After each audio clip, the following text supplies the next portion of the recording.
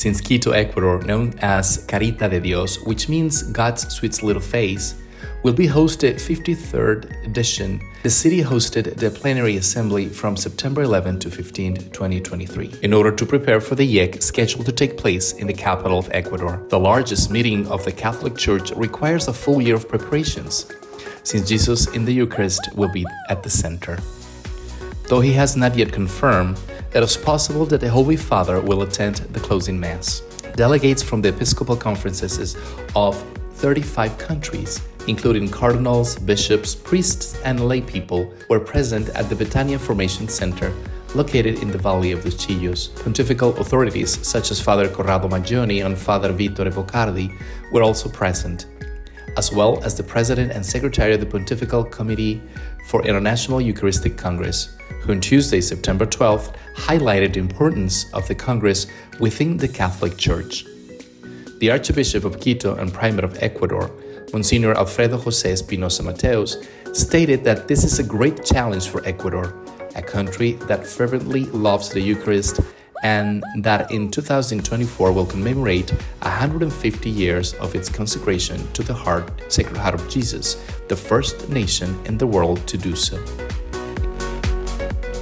In addition, Father Juan Carlos Garzón, General Secretary of the Congress, ratified his commitment to carry out this challenge that involves not only Quito as the host city, but the country in general.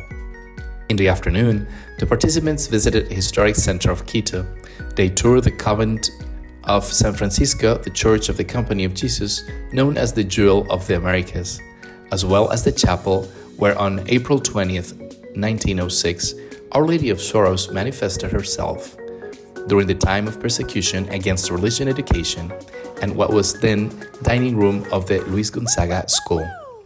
Later, they participated in a solemn Eucharist in the Basilica of the National Vote. While it lasted, there was a public announcement that the Gospel, symbol of the 53rd International Eucharistic Congress, will tour Ecuador's 26 ecclesiastical jurisdictions, plus the military bishopric.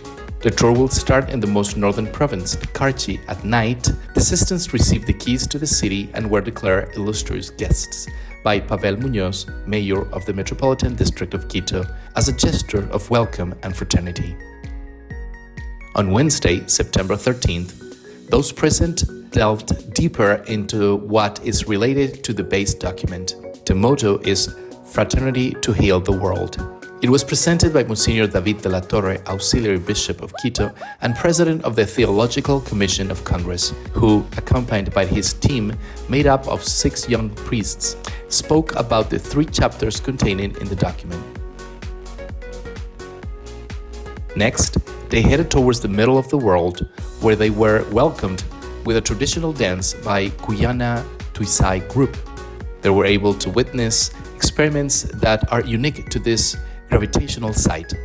For instance, it is possible to balance of an egg on a nail, which only occurs in the middle of the world.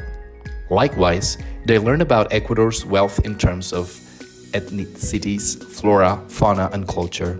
Then, they visited the Metropolitan Convention Center in Quito, toured its facilities, and were delighted with the presentation of the Hachiwa National Folkloric Ballet. On Thursday, September 14, delegates from the Episcopal Conferences of the world discussed the importance of the Church, the Eucharist, and fraternity on a global level. In addition, they learned about the progress in the logistics field from Veronica Sevilla, President of said commission, who announced that Quito Metropolitan Convention Center will be one of the main venues for the ecclesial meeting.